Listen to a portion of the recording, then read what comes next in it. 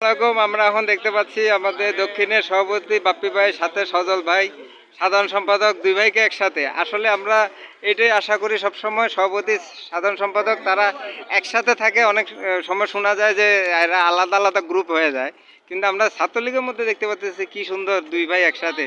হ্যাঁ, সভাপতি আর সাধারণ সম্পাদক দুইজন একসাথে আছে, বাপ্পি ভাই সজল ভাই। এভাবে আমরা আশা করব আগামীতে আমাদের যতগুলো কমিটি আছে, সভাপতি সাধারণ সম্পাদক সবাই একসাথে থাকবে ভাই।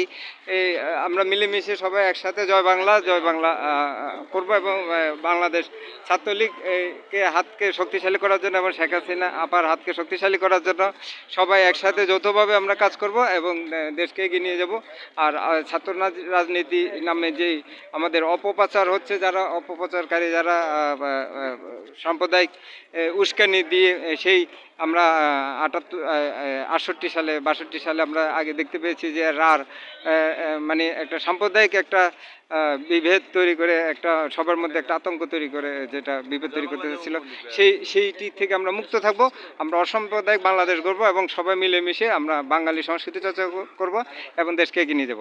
সবাইকে ধন্যবাদ। দেশপ্রেমী বাংলাদেশ চ্যানেলটি সাবস্ক্রাইব করেন, সবাইকে আহ্বান।